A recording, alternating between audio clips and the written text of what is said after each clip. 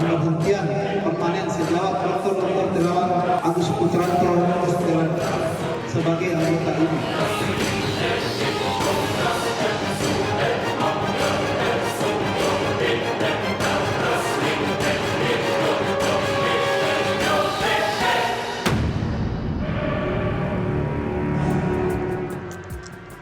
Menetapkan pertama, meneruskan hasil keputusan rapat sidang khusus MKK yang memutuskan pemberhentian permanen sejawat Dr.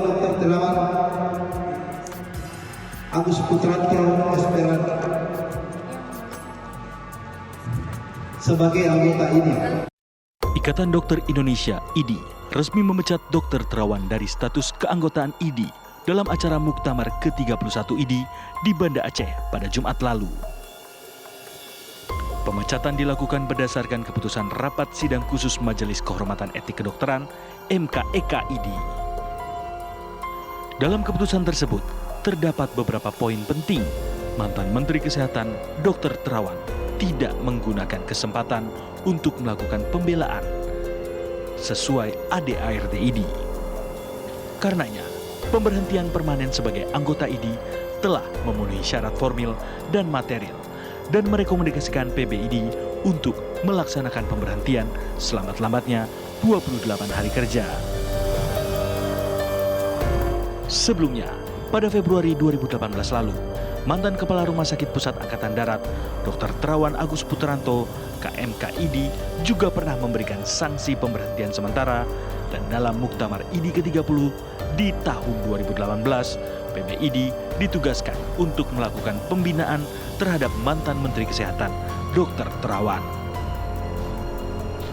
Pertanyaannya kemudian, apa konsekuensi dari pemecatan Dr. Terawan dari keanggotaan IDI ini? Tim TV One mengabarkan.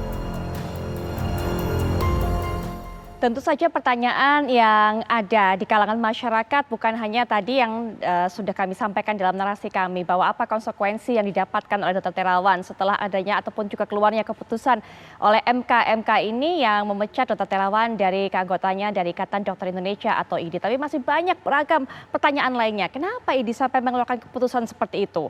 Layakkah kemudian keputusan itu dikeluarkan oleh IDI? Dan bagaimana upaya semuanya dari Dr. Terawan selama ini? Apa kesalahannya? Nah, itu yang paling penting, karena mungkin sampai saat ini kita juga masih menantikan pernyataan yang disampaikan oleh IDI mengenai alasan ataupun juga kepastian dasar dari keluarnya keputusan tersebut. Malam hari ini di program Apa Kabar Indonesia Malam kami berupaya mendudukkan masalah ini untuk bisa melihat dari beragam sudut pandang. Karena masyarakat saat ini begitu besar pertanyaannya dan juga tadi sempat saya sampaikan, sudah saya singgung, karena banyak juga yang merasakan mendapatkan manfaat dari metode pengobatan ataupun juga dari selama ini pelayanan yang diberikan oleh Dr. Terawan. Sehingga kita ingin sekali mengetahui apa yang menjadi penyebab termasuk juga melihat kasus ini dari beragam sisi. Nah, untuk itu saya akan perkenalkan narasumber yang juga akan berbicara pada malam hari ini. Sudah hadir di samping saya Mas Hermawan Saputra selaku Dewan Pakar Ikatan Ahli Kesehatan Masyarakat Indonesia atau IAKMI. Assalamualaikum warahmatullahi wabarakatuh. Selamat malam Mas Hermawan. Waalaikumsalam warahmatullahi wabarakatuh. Selamat malam Mbak Pupi, sehat selalu. Alhamdulillah sehat selalu.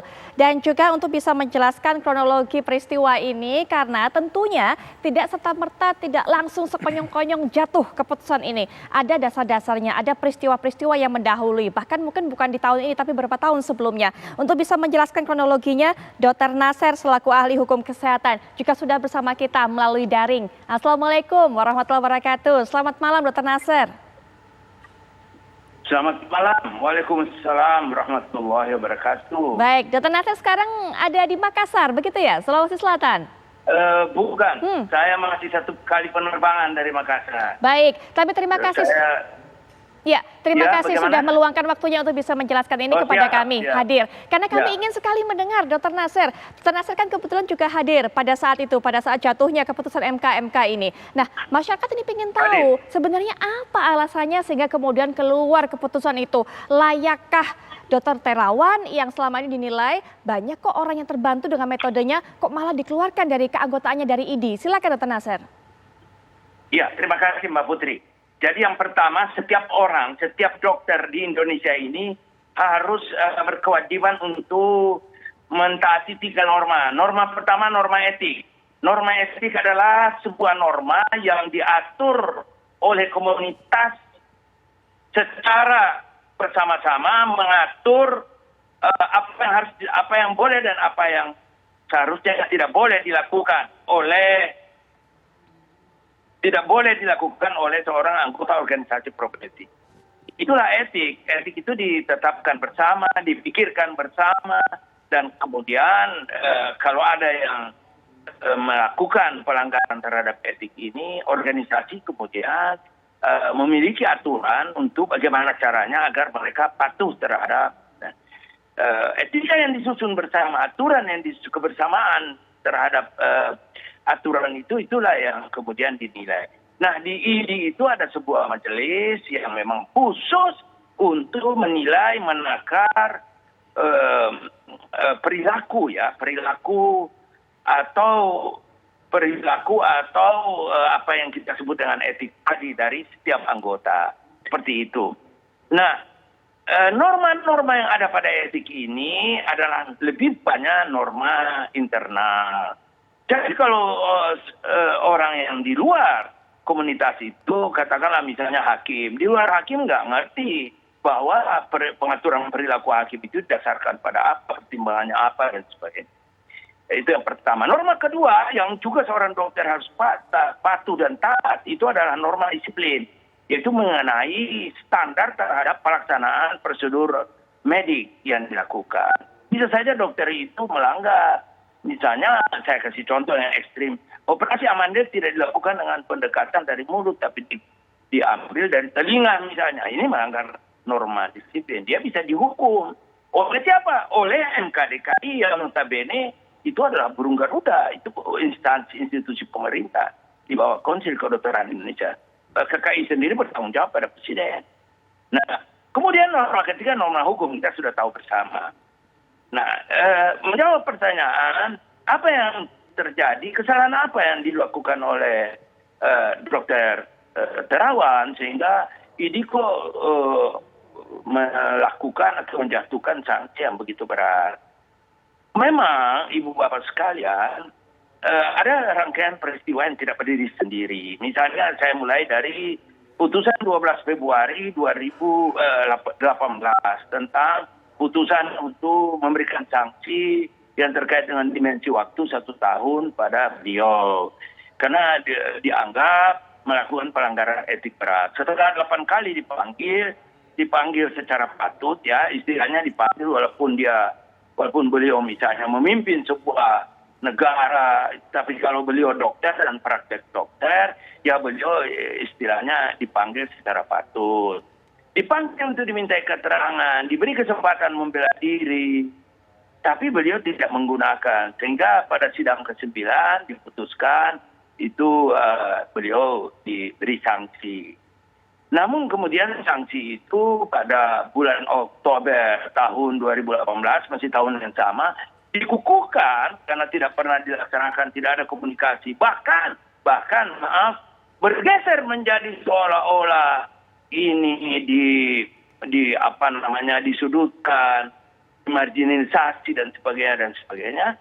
Maka pada Muktamar 2018, akhir Oktober 2018, saya menetapkan sebuah keputusan yang meminta pengurus besar ini untuk melakukan pembinaan terhadap beberapa anggota yang diketahui melakukan pelanggaran etik. Nah, tugas untuk melakukan pembinaan dan sekaligus pengawalan ini juga disertai dengan kalimat agar dilakukan pembinaan dan kemudian diberikan penilaian apakah ada itikat baik. Seandainya yang diteruskan dengan anak kalimat, apabila tidak ditemukan itikat baik, maka dilanjutkan dengan pemberhentian tetap. Nah, selama 3 tahun lebih ini kan tidak terselesaikan. Salah satu kemudian karena ini mau muktamar, pasti di muktamar dipertanyakan lagi. Ketua umum kemudian bersama-sama dengan ketua MKEK melakukan pembicaraan. Jadi karena ini menilai adanya etikat tidak baik ini masuk dalam ruang lingkup etik, maka dimintalah MKK itu membentuk tim untuk menilai apakah ada etikat baik atau tidak. Dalam penilaian MKK ini, Mbak Putri, beliau itu timnya itu menemukan tujuh indikasi tidak beretikat baik terhadap organisasi profesi, terhadap pasien, terhadap macam-macam. Baik. Nah, Baik. saya tinggal sedikit saya supaya lengkap penjelasan ini. Oke, baik, Saya minta maaf. Jadi 7 itu dikirimkan kepada Ketua Umum PBID. Kami temukan seperti ini oleh Ketua MKK. Oleh PBID karena waktunya. Dalam rangkaian ditemukan 7 indikasi ini, beliau diundang untuk dimintai keterangan, untuk mengklarifikasi temuan-temuan ini. Tapi sayangnya beliau tidak datang. Padahal diberitahu dalam surat bahwa Anda diberi sesuai dengan pasal 8 ayat 4, diberi kesempatan untuk membela diri. Baik. Anda bisa menghubungi badan pembelaan untuk melakukan pembelaan diri. Saya juga diundang sebagai bagian daripada untuk membela beliau. Tapi beliau 2 kali itu tidak datang. Ya. Karena tidak datang, mereka lemparkan ini ke muktamar. Ketua Umum melemparkan ke muktamar. Dr. Nasir. Ada satu poin, Mbak Putri, Ya, izin. silakan. Satu Baik. poin yang saya mau bilang. Satu poin sedikit. Di dalam muktamar itu yang namanya yang punya hak suara dan hak bicara itu hanya cabang. Ada 450-an cabang yang datang. Mereka itu yang bersuara. Namanya ketua umum, namanya wakil sekretaris, majelis, dewan pakar dan sebagainya. Yang muktamar itu hanya sebagai peninjau, tidak punya hak suara. Nah, hak suara inilah yang dari cabang-cabang ini seluruh Indonesia yang menginginkan bahwa organisasi harus menetapkan sanksi non-diskriminatif. Baik. Apalagi kesalahannya jelas. Nah, itu memang kena waktu saya belum sempat menyampaikan apa kesalahannya sampai beliau harus dihukum. Baik. Seperti itu. Dr. Nasir, sebelum nanti kita akan mendengarkan pendapat Mas Hermawan, tapi ada satu pertanyaan mendasar mungkin. Ini juga ditanyakan oleh masyarakat. Karena jujur saja Dr. Nasir, hingga saat ini masih timbul beragam spekulasi. Masyarakat ini hanya menebak-meneribak. Apa sebenarnya sikap ataupun juga perilaku yang dikatakan tadi oleh Dr. Nasir melanggar etik? Apakah berkaitan dengan vaksin Nusantara ataukah berkaitan dengan metode pengobatan cuci otak yang selama ini dipraktekkan oleh Dr. Terawan? Begini Bu, itu yang saya sebut tadi 7 poin, 7 indikasi. 7 indikasi itu menetapkan salah satu saya lihat yang ditulis itu adalah kaitannya dengan vaksin. Memang beliau-beliau atau ID beranggapan bahwa ada persoalan yang terkait dengan vaksin yang dianggap tidak cocok. Cuma persoalannya begini Bu, pertanyaan Ibu ini baik, Mbak Putri baik. Persoalannya kelemahan-kelemahan, kekurangan-kekurangan seorang anggota itu tidak secara etik dinilai kurang. Itu tidak bisa juga diekspos keluar, dibuka seperti sidang pengadilan terbuka untuk umum. Baik. Ini persoalan etik. Itulah sebabnya sampai saat ini ID itu menahan diri, tidak memberi keterangan yang lebih. Karena kalau salah memberi keterangan, membuka rahasia, membuka aib anggota juga, itu juga sebuah pelanggaran etik. Jadi memang harus hati-hati. Baik, ini tapi juga percayalah bahwa ID itu tidak main-main. Baik. Dia ingin menjewer anggotanya yang memang diyakini ada keliru dan itu harus diluruskan. Baik Dr. Nasir, mungkin ini juga yang menjadi pembelajaran untuk masyarakat karena masyarakat juga tidak mengerti bahwa ternyata masih ada yang harus ditutupi oleh Majelis Etik ID sehingga kemudian masyarakat ini ingin sekali mengetahui apa dasarnya, apa yang menjadi penyebabnya sehingga kemudian beragam spekulasi ini saat ini kemudian beredar di kalangan masyarakat. Masyarakat kemudian berasumsi, semua sibuk berasumsi, ini gara-gara vaksin, ini gara-gara metode cuci otak dan sebagainya. Tapi kita sudah mendapatkan keterangan apa yang disampaikan oleh Dr. Nasir. Nanti kita akan lanjutkan ya Dr. Nasir ya, termasuk juga penjelasan dari Mas Hermawan, tapi setelah jeda berikut ini kami segera kembali.